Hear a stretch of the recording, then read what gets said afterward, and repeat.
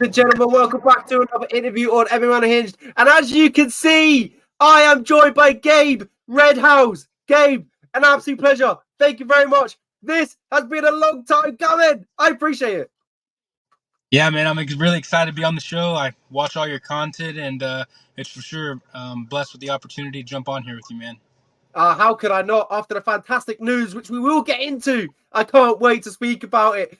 But I'd love to obviously speak about your amateur career. You had a fantastic amateur career. First and foremost, talk to me about that. You're very credentialed in your amateur career, extensive. You had 9-2, 5-time MMA champion, California champion. Do you believe when you started your amateur career that now you've finished it, you're looking to go into the pro ranks, that you've set out and done everything that you wanted to heading into it? Yeah, I've taken one fight at a time, and over 5 years of me doing this, I definitely didn't want to rush into the pro scene and end up regretting it later on. So I thought the smartest choice would just be, sit back, try to find the hardest fights I can find on the amateur level, and slowly let that experience build. And when the timing is right, that's when I'm going to go pro. And I think that timing is finally here. Yeah, and I completely agree with you, Gabe. I think every fighter, or if not, the majority of fighters, should at least have 10 plus amateur fights, because the amateur fights essentially don't really count. They don't really count to you. When you get to the professional record, like it ranks, that's when it matters. That's when you've got to perform. So I like how you've done your amateur career. It's going to set you up for a fantastic professional rank, hopefully. I sure hope so. That's the plan. I have a great head coach and team behind me, and it's just God's plan. And if it's meant to be, it will. Absolutely, and we'll talk about obviously that your amateur fights, 9-2 as I mentioned, 5-time MMA champion, California champion.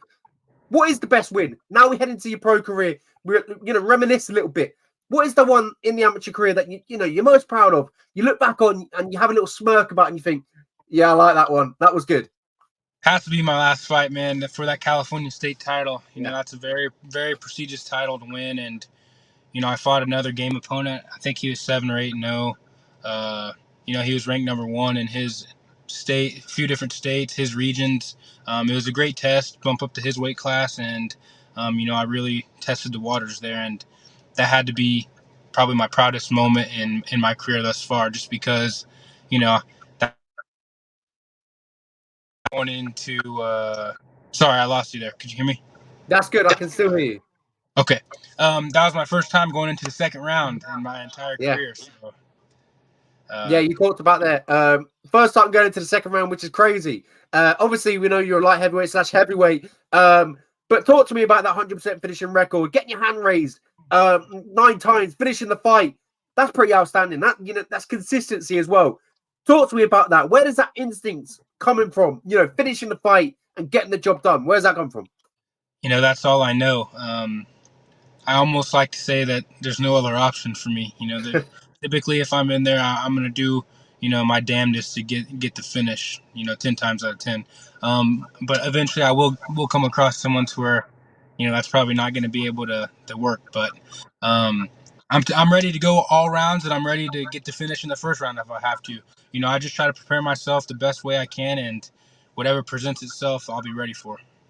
Then you mentioned there the first time into the second round. So I want to ask you, how did it feel to finally sit on the stool in between rounds? How did that feel? Was you thinking, oh, did you like it? How did that feel? First time ever sitting on the stool in between rounds. How'd that feel? It was good, man. It was for sure a place I haven't been before, but I trained for 5'5", so there's been plenty of times in sparring where real life situations to where I'm going up against a dog and in practice or whatever it may be, and we've played the scenario out before many times in practice, waiting for the day to come, and I feel like I handled it well, and I can't wait to show even more what I'm capable of. Absolutely. Early on, we just talked. We talked about a little bit reminiscing. We talked about your best win. It's always good to look at the positives of your career thus far. The amateur career, you had so many, but I think it's almost important to look at the negatives. The losses. Kind of reminisce on, have a look back at them and just see what you learned from the experience. So talk to me about that. The 2 losses. What do you feel like you learned from them afterwards and the experience? Talk to me more about that. What do you think you learned from the 2 losses? For sure. My first loss, it was in 2019. So for like my first 5 or 6 fights, I was actually training out of my garage. I didn't have a Yeah, coach or a team. So when I got the call from Tough Enough, which is, a very, very big promotion here in the United States, yeah. they called me and they said, "Hey, you're ranked #1 in Oklahoma right now. We want you to come out and fight our guy. He's 11-0, #1 in multiple different states, #1 in the United States." It was Jacob Hevelin, he's a pretty good fighter here in the United States. Um, I was excited. I was young. I was thinking, sure, let's do this. And which even now I wouldn't take it back, if I could. I'm glad it happened. I'm glad that I accepted the fight and I went through that a little bit of adversity, but there's no way I had no business taking that fight yet. But it all worked out for the better, and I definitely learned just to make sure you're surrounding yourself with people who actually care about you, and know the game, like the coaches I have now. That's been definitely a big eye opener for me, just to see, like all the different opportunities that could present themselves. And you just want to make sure you're surrounded by a good coach and a good team to make sure that you can, fall through with those opportunities that present themselves. Absolutely agree. Now we move forward. We're looking ahead at the pro ranks. We're going to talk about that. Why do you feel it was the right time to move? Was it the case of you set out everything you wanted to do in the amateur scene, and you kind of just felt like there was no more else to achieve? Is that was that the feeling? Like there was nowhere to go at that point. You've done everything. You've won all the belts. Now it's the pro ranks. Now it's the next step. So why now? I just, I'm to the level now, I have 2 kids and a family here that I take care of. And, you know, I'm just tired of not getting paid for doing this. It's time to I've invested enough time, into this game now that it's time for it to start paying off, and I'm ready to start cashing checks. And I also couldn't find anyone really to fight me anymore here on the regional scene, and I didn't really want to start traveling across the world just to fight, as an amateur. If I'm going to travel somewhere and leave my family, I want to be paid for that. So I just think timing was a big part of it, and like you said, I'm 11 fight veteran. There's not a lot of guys, who want to fight someone who has 11 fights. And I just feel like it was time for me to, jump up into the pro scene and see what I can do there. Absolutely. We will talk about that. You announced on your Instagram that you will sign with Cage Warriors. You will make your professional debut with Cage Warriors, which is a fantastic promotion.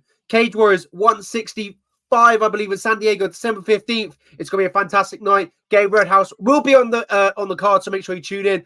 But firstly, now you head into this fight, your first professional fight, signing with Cage Warriors, a big, I would say European promotion. They're huge over here in the UK. They're trying to expand over to the America, and we talked about earlier on. It's working. They're building a little bit of an empire over there.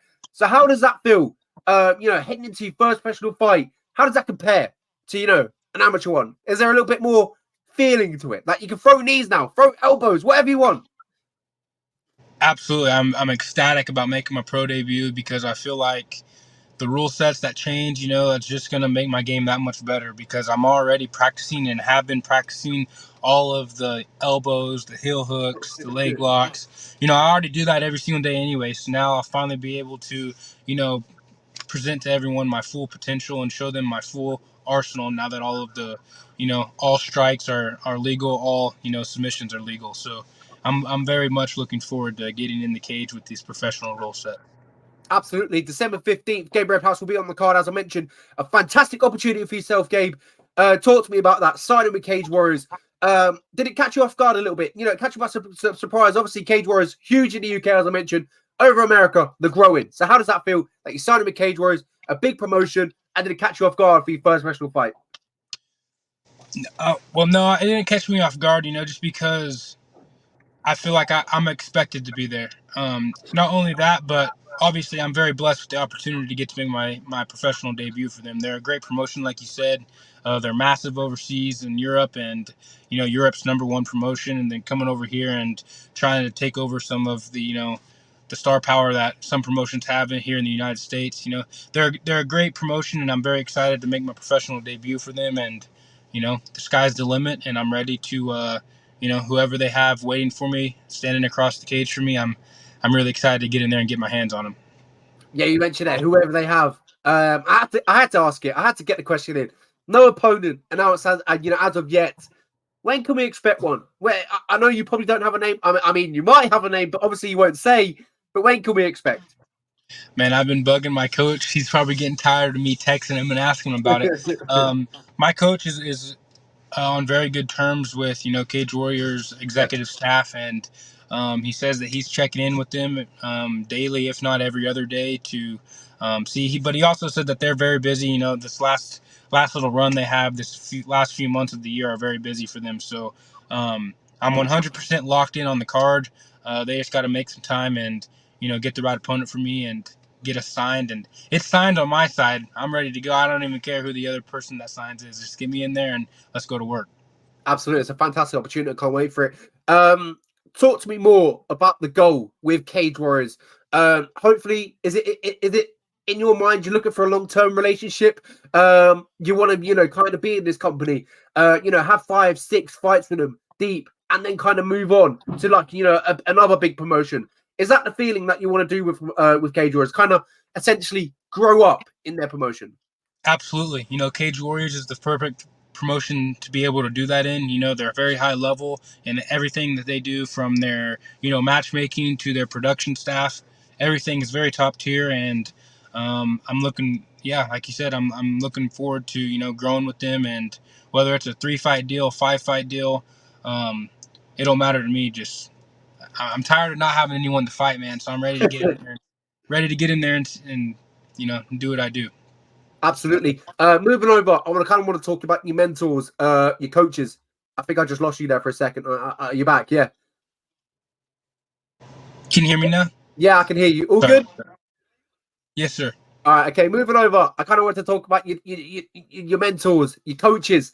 The likes of being around, Joe Daddy Stevenson, Dan Hendo. What's it like trying to, being so close, and kind of learning from these legends who have been up at the top of the game, fought the best of the best, been in these UFC main events? What is that like? Just walking around, getting coached, getting mentored by these two guys. It's insane, man. I wish I would have met these guys, a long time ago. Yeah, It's mind blowing how well that they can break the game down and explain it to a T. I for sure have never had a coach like Joe Stevenson before.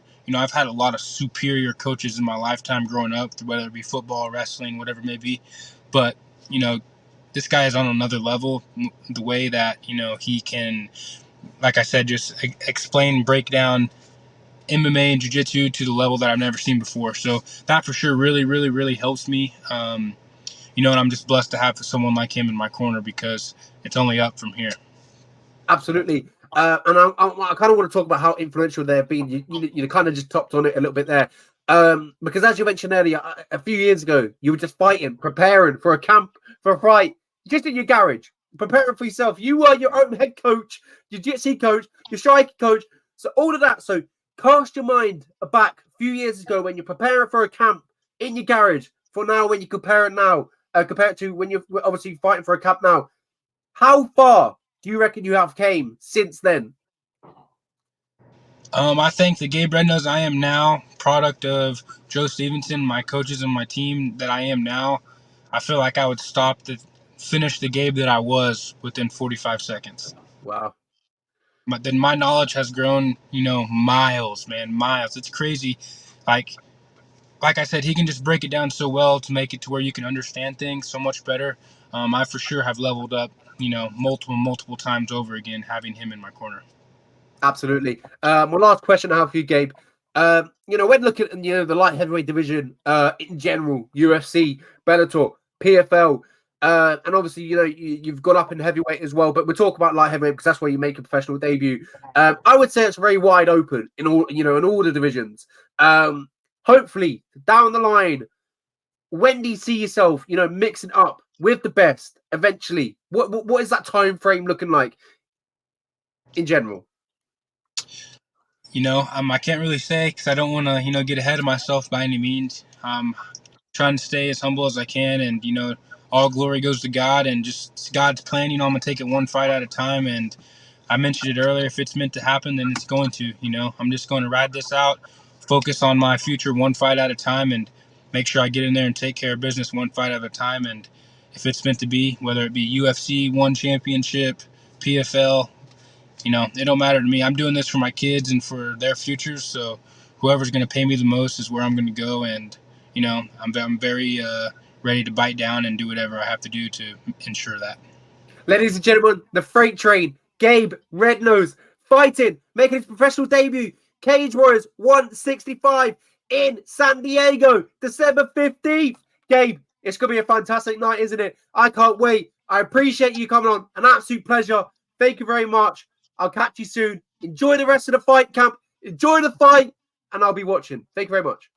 Thank you, brother. God bless.